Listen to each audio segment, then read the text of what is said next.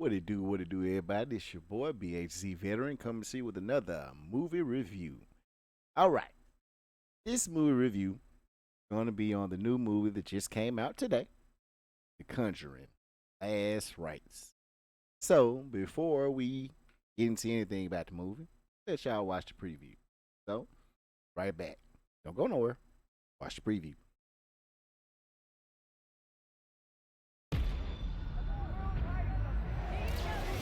The devil has come to Pennsylvania. Jack and Janet Smurl claim that an evil presence has found its way into their home. 8 people live in this house. 8 people have experienced this. 8 people are not crazy.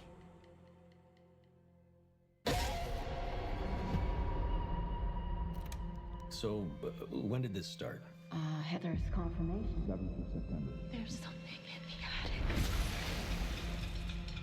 Ed, there's an evil here. Something I've felt before.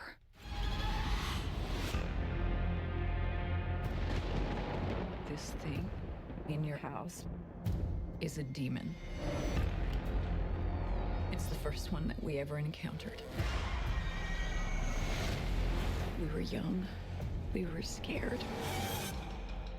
We ran away. And after all these years, it wasn't done with our family.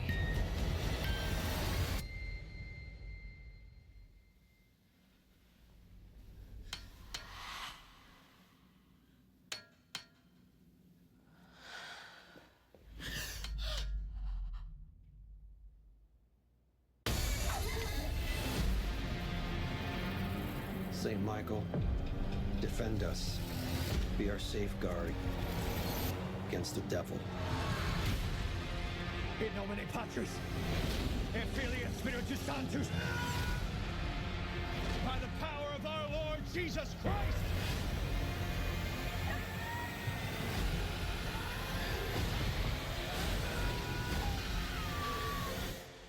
I don't know how to protect you this time.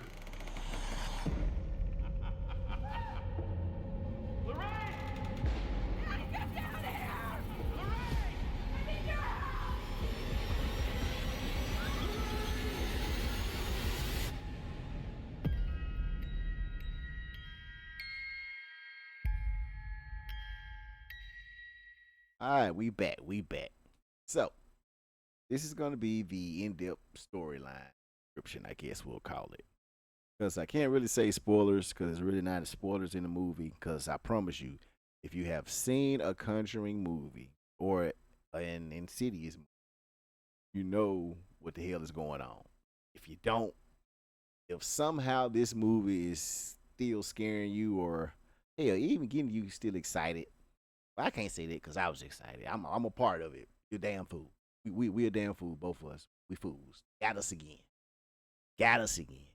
Y'all, this is a fucking a reprint. Whatever you want to call reskin.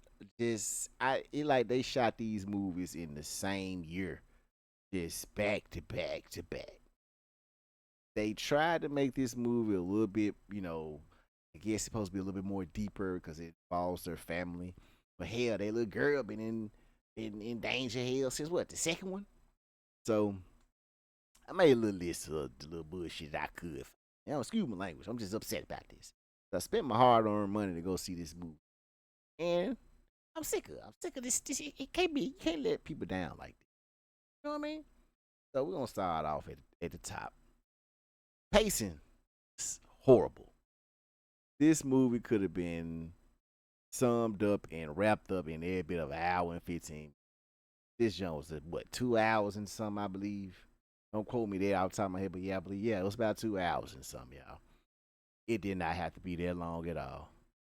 Look, I love horror movies. Love movies in general, but especially horror movies, and especially movies I done spent my damn money on and in the theater. Y'all, tell me why I done dozed off in this month. I mean, I dozed off in this movie about 3 times. I will say, yes, I was a little sleepy. I had been to work and everything.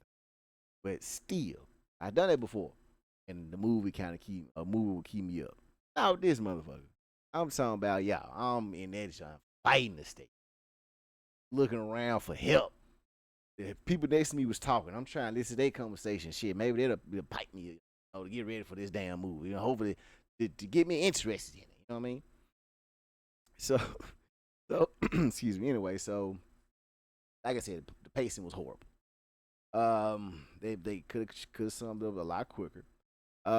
It also didn't know what it wanted to be, and I say that because this goes into the pacing too. Like an hour and like 15 minutes of the movie is just it's a family movie. It's like it's Ed and Lorraine having their little flirty same little moments they done had in every other damn. And you got this their daughter in here now, and it's just she's I guess it'd be a spoiler. She's getting married. Or she got a boyfriend. They finna get engaged, or they get engaged, and so half the movie is just them being just a family, just the Lifetime shit. No, not even a Lifetime, the Hallmark movie type shit. They all happy, looking to the sunset and just smiling and hugging each other. I mean, this a horror movie or what the fuck is this, man? I was literally getting upset at you. If I didn't have my little snacks I bought, I would have fell asleep. Wouldn't even have damn review. So that would piss me off. So I was like, I don't know where they going with this. And then when they finally tried to bring in the horror elements of the movie, it didn't work at all. Because it was just it took so long to get to it. You forgot what the hell was going on before. And why is this even important? And that is going to bring me into the damn storyline that just didn't make sense. Not only was it a reskin, but it was a bad reskin. Same movie, same storyline. They opened up with a little backstory, a little text across the screen saying who Ed and Lorraine is and all the shit they done. Then it goes into them giving a lecture, but this time it's an empty room. That's supposed to be different. No, it's the same shit this man has said in the last 2, 3 other movies of this shit. And then this guy, the guy that's playing Ed, his character running together in my head with the motherfucker from Insidious, the dad from Insidious, and it's just all fucked up. But anyway, I digress. So, it goes into that and how they are, struggling and wore out from all their fighting these demons, and now they're retired because that's the other part of it. The other family part of it is that the asses is old, and they ass all of them is dinner stressed out and they're about to die. You got the Ed ass got a bad heart. He done had 2, 3 damn heart attacks. Can't have another one. You got Lorraine. You don't know if she losing her fucking mind or is she seeing shit. Then she trying to raise her damn daughter that she didn't told her not to use her powers to cut them off. Yeah, the daughter, of course, got the same powers as Lorraine. We kind of seen in the last one. But they is really leaning into this one, which is another thing that kind of pissed me off. It was like, are y'all trying to pass the baton off to them? Because the daughter has a boyfriend slash fiance, becomes a fiance, and he is kind of like he's the ex police officer. He's the rough and tough guy. I'm gonna come and save you no matter what. I can do all the crazy shit. I can fix a motorcycle and shit. So I was like, are they trying to hand the baton off to them for them to be the next, dynamic duo? But I ain't feeling them as characters. That's another thing. All the characters in there you didn't love. You hated the characters in there. Didn't give a shit about them. All the shine, of course, was on Ed and Lorraine, which is understandable. But it's like, damn, we didn't seen it. Don't even call it the Conjuring no more. Call this shit the Ed and Lorraine show, and just go from there. But it wasn't worth your money. It's just, if you can, just wait for this. Wait for this. Don't go spend your money. Wait, we ain't done yet. Got some more shit I want. So on top of that, they go through this. Like I said, you didn't care about the characters. The family that they're saving in this movie, you barely even fucking know. I don't even remember their last name. They, of course, the Warrens are going searching for. Well, the whole movie is based around this mirror, right? The mirror is this cursed object. Bruh, they don't tell you how the mirror got cursed. They don't tell you where the mirror originally came from. All it is, it starts out the mirror is in an antique shop, and it's like a young girl, well, it's a lady. I think it's a daughter of the guy who owns the shop.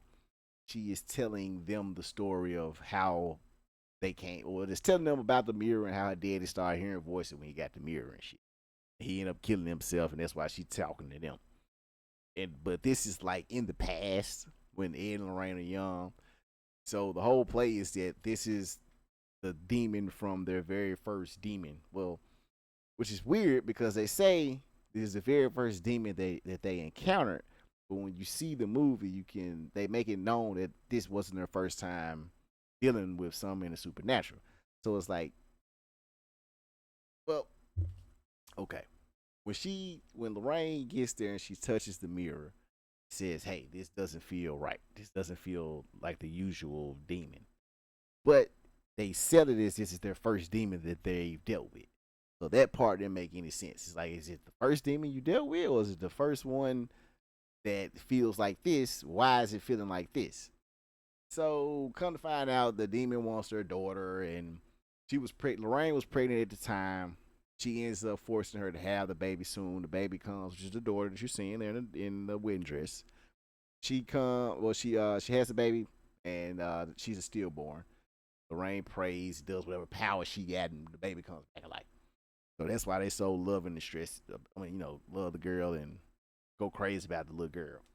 But again, that's a part of the family movie. She don't give a shit about. I want to see what's going on. And it kind of I had got excited for a second because it was kind of seemed like they was gonna go with that. Maybe it was gonna be a witch that was tied to the mirror, but because they kept showing this ugly ass lady, and this ugly ass lady had like old, like either witch type clothes on or old like Salem, Massachusetts type dresses. But they never say anything about the bitch. Let's just say she's, this is just this is the first demon we've ever, dealt with. They're like, okay, but why is it got an old woman that they keep showing? Then the guy that you see in the preview with the fucking axe, they don't say nothing about him either. He got totally different clothes on than the old lady. And it's just random monsters popping up that just don't tie to the mirror at all. Now, probably what they gonna do, because I can't see them being 100% done with the Conjuring. They don't extend it with the daughter and her son, the daughter and her boyfriend or her husband. I believe that they might try to do something with the mirror, because the mirror, they just, for them not to say anything about the mirror, they kind of did that with Annabelle. So I'm thinking they might do that, a little spin off with the mirror, kind of expand on the mirror and the history, because like I said, they didn't say anything. But since I brought my girl love Annabelle, of course she's in this motherfucker, which kind of makes me mad again, because it's like, damn, I thought y'all was done with Annabelle. Why the fuck y'all got Annabelle's in every fucking movie doing something, but this bitch is at their house supposedly in a safe place, right? No, she is still out. She's fucking with the little girl, with her daughter, the whole movie. The whole movie, she popping up doing stuff. That was the little writing you saw. That was what Annabelle did. The girl was branching off. They in the house, look in the final showdown, and we did too. So, well, fuck it. We'll get to that now. Final showdown was horrible. They get the family out the house. The whole hunting process before showing why the family was stressed out was horrible. And so when they finally go on to do just the final showdown with the demon or the entity or whatever, family gets out. They split up. Ed and Lorraine go one way, the daughter goes another way. Some fuckery. I was dozing off during this time, y'all, right? Which shows you that if you dozing off during the showdown, the climax is a horrible fucking movie. So, but I did wake up to see most of the encounters. It's just the little in between time. They was quiet. I was asleep. Dozing off, I say.